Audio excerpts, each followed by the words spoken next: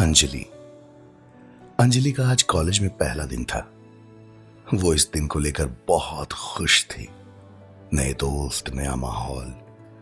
अंजलि के कॉलेज में एंट्री करते ही उसकी मुलाकात संजय से हुई। ऊंचा कद, गोरा, घने बाल, दिखने में एकदम अट्रैक्टिव। अंजलि उसे देख कहीं खो गई थी। संजय ने अंजलि को नहीं देखा और उसके पास से निकल गया। अचानक से एक लड़की आई और हंसकर बोली, क्या देख रही हो? कॉलेज की हर लड़की उस पर इसी तरह से फिदा है, पर वो ज्यादा किसी को घास नहीं डालता। हाथ आगे बढ़ाते हुए लड़की ने कहा, हेलो, मेरा नाम दीप्ति है और मैं सेकेंड ईयर में पढ़ती हूं। अंजलि ने दीप्ति की ओर देखा और कहा, ओह, तो फिर आप मेरी सीनियर हुई। मेरा नाम अंजलि है। दीप्ति ने कहा, अच्छा, न्यू एडमिशन। चलो, क्लास का टाइम हो रहा है, मैं चलती हूं। ये कहकर दीप्ति वहां से चली गई। अंजलि अब रोज संजय को छुप छुप कर कॉलेज में देखती और सोचती, कहां मैं और कहां ये स्मार्ट सा हैंडसम हीरो जैसा, पर ये तो मुझे देखता ही नहीं है। एक दिन कॉलेज में सिंगिंग कंपटीशन था। अंजलि बहुत अच्छा गाना गाती थी। उसने एक गाना गाया। संजय भी वहां मौजूद था। अंजलि की आवाज ने उसका दिल छू लिया। कॉलेज में सभी ने उसकी बहुत तारीफ की और संजय का ध्यान अंजलि की तरफ जाने लगा। उसके नैन नक्श, सादगी संजय को उसकी ओर आकर्षित कर रहे थे। एक दिन कॉलेज के बाद कॉलेज से बाहर निकलते ही जोरों की बारिश हो गई। अंजलि बस स्टॉप पर खड़ी थी, बारिश की बूंदों से खेलती हुई। संजय बाइक लेकर कॉलेज से घर जा रहा था। अचानक अंजलि को देखा और वो वहीं रुक गया। कुछ देर दूर से अंजलि को बारिश की बूंदों के साथ खेलते देख उसे ना जाने क्यों एक अजीब सा सुकून मिल रहा था। संजय अंजलि के पास जाता है और कहता है, हे अंजलि, मेरा नाम संजय है। मैंने तुम्हें कॉलेज के सिंगिंग कंपटीशन में गाते हुए देखा था, याद है? हम एक ही कॉलेज में पढ़ते हैं। अंजलि बिल्कुल चुपचाप खड़ी थी। उसे समझ ही नहीं आ रहा था कि आखिर ये सच है या कोई सपना। संजय ने कहा, अंजलि, आपको कहां जाना है? चलो, मैं छोड़ देता हूं। अंजलि चुपचाप संजय की बाइक पर बैठ गई और बता दिया कहां जाना है। अंजलि को मानो जैसे पंख लग गए हों। बाइक, संजय और ऊपर से बारिश। रास्ते में संजय ही बोले जा रहा था। अंजलि को समझ ही नहीं आ रहा था कुछ क्या कहे। उसे लग रहा था कि बस वक्त जैसे थम सा गया है। देखते देखते अंजलि का हॉस्टल आ गया। अंजलि बाइक से उतरी और संजय को थैंक यू कहा और बाय बोलकर अपने हॉस्टल में चली गई। हॉस्टल की कुछ लड़कियां जो उसकी रूममेट थी उसको छेड़ने लगी। सबने कहा, ओ, आज तो कॉलेज के सबसे हैंडसम लड़के के साथ बारिश में। अंजलि शर्म से कुछ कहना चाहती थी, लेकिन बिना कुछ कहे बस इतना कह के वहां से चली गई कि चुप रहो, ऐसा कुछ नहीं है। पर मन ही मन अंजलि के मन में लड्डू फूट रहे थे। उधर संजय भी अंजलि की यादों में खोया हुआ था। जो गाना अंजलि ने गाया था उसने उसे मोबाइल में रिकॉर्ड कर लिया था और वही बार बार सुने जा रहा था। अब ये हर रोज की बात हुई थी। संजय अंजलि को लेने भी जाता और हॉस्टल तक छोड़ भी आता। नजरें तो इजहार कर चुकी थी, बस इकरार बाकी था। अंजलि का आज आखिरी पेपर था। उसके बाद वो अपने गांव जाने वाली थी। एक दिन संजय सुबह से बेचैन सा था। वो सोचता है, आज तो मैं अंजलि से अपने दिल की बात बोल ही दूंगा। जैसे ही अंजलि बाहर आई, संजय ने उसको कहा, क्या तुम आज रुक सकती हो? मैं तुम्हें कहीं ले जाना चाहता हूं। अंजलि ने कहा, मां से पूछकर बताती हूं। अंजलि ने अपनी मां को फोन लगाया और कहा, माँ, आज मेरी फ्रेंड्स रुकने को बोल रही हैं। क्या मैं कल घर आऊं? इस पर माँ ने कहा, ठीक है, पर कल आ ही जाना, नहीं तो तू जानती है अपने बाबूजी को, वो कितना गुस्सा करते हैं। उन्हें लड़कियों का ऐसे घूमना फिरना पसंद नहीं है। कैसे शहर पढ़ने भेज दिया। ये बोलकर उसकी माँ ने फोन रख दिया। अंजलि ने संजय से कहा, संजय, कहाँ चलना है? अंजलि संजय के बाइक पर बैठ जाती है। रास्ते में दोनों अंजलि की फेवरेट पानी पूरी खाते हैं, गन्ने का जूस पीते हैं और चलते जाते हैं। संजय अंजलि को गाना गाने के लिए बोलता है।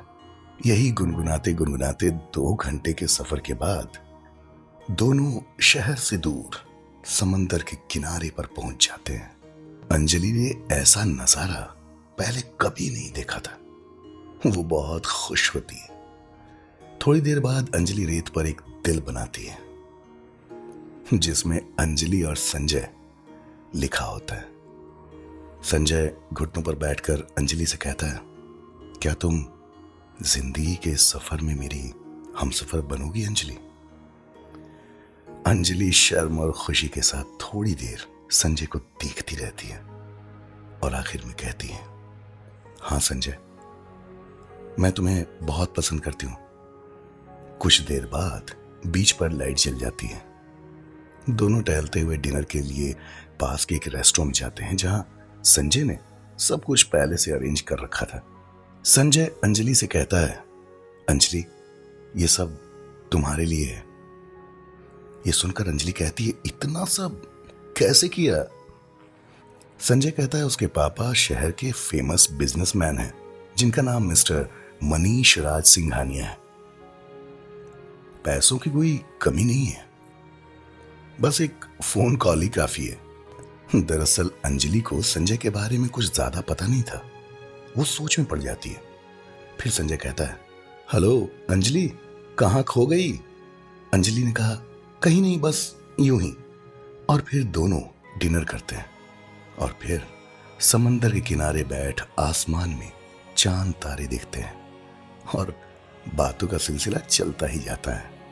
देखते देखते दोनों को पता ही नहीं चलता कि कब आखिर सुबह हो गई। संजय ने अंजलि से कहा, तुम रुक नहीं सकती क्या? अंजलि कहती है, अब माँ रुकने नहीं देगी, जाना पड़ेगा। 20-25 दिन की ही तो बात है, छुट्टियां खत्म होती ही आ जाऊंगी। तुम फोन पर बात करते रहना। संजय कहता है, ठीक है, और जैसे ही कॉलेज खत्म हो जाएगा मैं घर में शादी की बात भी कर लूंगा, ठीक है ना अंजलि? ये सुनकर अंजलि के चेहरे पर खुशी की लहर दौड़ जाती है। फिर संजय अंजलि को बस स्टैंड ले जाता है और बस में बैठा देता है। अंजलि बस स्टैंड में बैठी पर थोड़ी टेंशन में थी कि क्या उसके बाबूजी उसके और संजय के रिश्ते को एक्सेप्ट करेंगे, और तो और क्या संजय के घर वाले भी मान जाएंगे। पर खुश भी थी क्योंकि उसको संजय का साथ मिल गया था। पूरे सफर में इन सब बातों को सोचते सोचते अंजलि अपने गांव आ गई। उसका छोटा भाई उसे लेने गांव के बस स्टैंड आया था। दोनों साथ घर पहुंचते हैं, पर अंजलि बस खोई खोई सी थी। वो खुद तो अपने गांव आ चुकी थी, लेकिन उसका मन तो संजय के पास ही था। यह 24 दिन संजय और अंजलि दोनों को महीनों से कम नहीं लग रहे थे। जब रात में घर वाले सो जाते तो घंटों तक दबी आवाज में फोन पर ये दोनों बातें किया करते थे, अपने फ्यूचर के सपने सजाया करते थे। आखिर 24 दिनों की ये दूरियां खत्म हो गई और फिर छुट्टियां खत्म हो गई। संजय अंजलि को लेने बस स्टैंड आया था। दोनों बहुत ही खुश थे। धीरे धीरे कॉलेज के दिन भी खत्म हो गए और अंजलि के गांव वापस लौटने का समय आ गया। उस आखिरी दिन संजय ने अंजलि से कहा, मैं बहुत ही जल्द अपने पापा से बात करूंगा रिश्ते की, और तुम्हारे गांव भी आऊंगा अंजलि।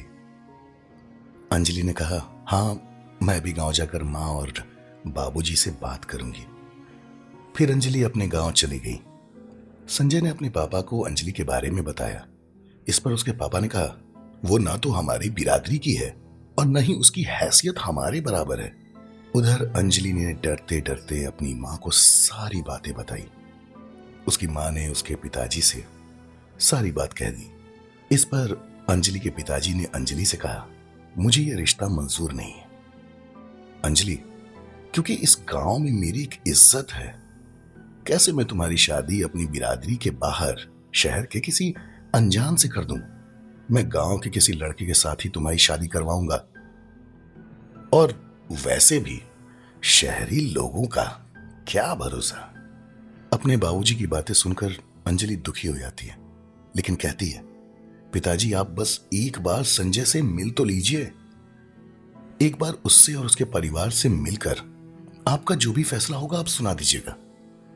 बहुत सारी बातों के बाद दोनों के परिवार आखिरकार मिलने को राजी हो गए। संजय अपने पापा और मम्मी के साथ अंजलि के गांव आया। दोनों बहुत खुश थे। अब उनको कोई भी शादी के बंधन से बनने से रोक नहीं सकता था। दोनों के घर वाले आपस में बात करते हैं और आखिरकार शादी के लिए मान भी जाते हैं। अंजलि के बाबूजी कहते हैं, क्यों ना पंडित जी को बुलाकर शादी का शुभ मुहूर्त भी निकलवा ही दें। पंडित जी आते हैं और दोनों की कुंडलियां मिलाते हैं। कुंडली देखकर पंडित जी कहते हैं, माफ कीजिएगा, अगर आप बुरा ना माने तो मैं एक बात कहना चाहता हूं। सभी लोग पंडित जी की तरफ देखते हैं और वो कहते हैं, आप अगर ये शादी ना करें तो दोनों के लिए अच्छा होगा। इस पर अंजलि के बाबूजी कहते हैं, क्यों, ऐसा क्या हुआ? पंडित जी ने कहा, लड़के का मंगल भारी है, इसकी शादी किसी मांगलिक से ही करें तो अच्छा रहेगा, नहीं तो लड़के का अहित होगा और हो सकता है कि जान का खतरा भी हो। इस पर संजय कहता है, मैं ये सब बातें नहीं मानता और आप सब भी इन सब बातों को ना माने तो अच्छा होगा। पंडित जी चले जाते हैं। अंजलि के बाबूजी बोलते हैं, संजय मैं इन सब बातों में बहुत विश्वास करता हूं। मैं अंजलि की शादी तुम्हारे साथ नहीं करा सकता और इससे तुम्हें भी आगे चलकर परेशानी होगी। संजय अपने पापा से कहता है, अंजलि के पिताजी से बात करिए। संजय के पापा अंजलि के बाबूजी को बहुत समझाते हैं, पर अंजलि के बाबूजी नहीं मानते। अंजलि अपने बाबूजी से कहती है, बाबूजी मान जाओ, ऐसा कुछ नहीं होने वाला। वैसे भी फ्यूचर किसने देखा है, जो किस्मत में लिखा होगा वही होगा। काफी सोचकर और अंजलि को देखकर उसके बाबूजी कहते हैं, ठीक है, मैं सोचकर बताऊंगा। संजय के घर वाले वहां से चले जाते हैं। घर जाने के बाद संजय की मम्मी उसके पापा से कहती है, मैं नहीं चाहती कि मेरे बेटे की जान को कोई भी खतरा हो। मुझे ये शादी बिल्कुल भी मंजूर नहीं है। आप संजय को समझाइए, मैं अपना बेटा नहीं खोना चाहती। संजय के पापा कहते हैं, बात तो तुम्हारी सच है, अगर शादी के बाद कुछ बुरा हुआ तब क्या करेंगे? उधर अंजलि के बाबूजी और माँ उसके कमरे में जाते हैं और उसकी माँ कहती है, देख बेटी, मुझे पता है कि तुम और संजय दोनों एक दूसरे से बहुत प्यार करते हो, लेकिन तुम ही सोचो, कल को अगर संजय को कुछ हो जाएगा तो क्या तुम देख पाओगी वो सब कुछ? हम तुझे इस हालत में नहीं देख पाएंगे बेटी। अंजलि के बाबूजी उसके सिर पर हाथ रखते हैं और कहते हैं, बेटी, ये सब तुम दोनों की भलाई के लिए ही तो है। क्या संजय के माता पिता अपने बेटे को खोने का दुख बर्दाश्त कर पाएंगे? तू सोच कर देख बेटी। इन सब बातों को सोचते ही अंजलि डर जाती है। अंजलि बहुत सोचती है। फिर जब संजय का फोन आता है तो अंजलि उससे सारी बातें बताती है। कहती है, तुम भूल जाओ मुझे संजय, माँ पिताजी ठीक कहते हैं, अगर तुम्हें कुछ हो गया ना तो हम सबका क्या होगा? मैं तुम्हारे बिना कैसे जीऊंगी? इससे अच्छा है कि तुमसे दूर रहूं, कम से कम तुम खुश तो रहोगे। संजय अंजलि को बहुत समझाता है और कहता है, ये सब अंधविश्वास की बातें हैं अंजलि, पर अंजलि उसकी बात नहीं मानती। संजय कहता है, मैं अभी तुम्हारे घर आता हूं, हम दोनों बैठते हैं, आपस में बातें करते हैं। इस पर अंजलि झुंझला कर कहती है, अगर तुम मेरे घर आए और मुझसे मिलने की कोशिश भी की तो मैं यहां से कहीं दूर चली जाऊंगी। ये कहकर अंजलि फोन रख देती है और उसके बाद अंजलि बहुत रोती है। उधर संजय का हाल भी बेहाल होता है। अब संजय और अंजलि के रास्ते अलग अलग हो चुके थे। वक्त बीतता है, कुछ साल निकल जाते हैं। आखिरकार अंजलि के माता पिता गांव में अंजलि के लिए एक लड़का पसंद करते हैं। अंजलि दिल पर पत्थर रखकर शादी के लिए हां बोल देती है और अंजलि की शादी अरुण नाम के लड़के के साथ हो जाती है। सच पूछो तो अंजलि बहुत दुखी है। संजय की यादें अभी तक कहीं नहीं गई और वो मन से अरुण को अपना भी बना नहीं पा रही थी। 1 साल बाद अंजलि का एक बेटा हुआ। जब उसका बेटा 3 साल का हुआ तब अचानक एक दिन उसके बच्चे की हालत बहुत बिगड़ गई। अंजलि अपने बेटे को लेकर हॉस्पिटल पहुंची। वहां डॉक्टर ने कहा कि वो अपने बच्चे का इलाज शहर के किसी बड़े हॉस्पिटल में करवाए। ये सुनते ही सब लोग घबरा जाते हैं और अंजलि अपने पति और अपने बाबूजी के साथ अपने बेटे को लेकर शहर चली जाती है। हॉस्पिटल में जाकर कुर्सी पर बैठ सब अपनी बारी का इंतजार करते हैं। अंजलि का बेटा खेलते खेलते एक आदमी के पास कुर्सी पर जाकर बैठ जाता है। अंजलि अपने बच्चे को लेने जाती है और देखती है कि वो आदमी कोई और नहीं बल्कि संजय है। अंजलि अचानक संजय को सामने देखकर बस उसे देखती रहती है। उसे समझ नहीं आता कि आखिर वो क्या कहे, पर संजय के चेहरे पर कोई एक्सप्रेशन नहीं था और वो इधर उधर ही देखता रहता है, जैसे कि वो अंजलि को जानता ही नहीं और ना ही उससे कभी मिला हो। इतने में संजय के पापा वहां आ जाते हैं और अंजलि को अचानक वहां सामने देख रोने लगते हैं। संजय के पापा कहते हैं, काश उस वक्त हमने तुम्हारी बात मान ली होती।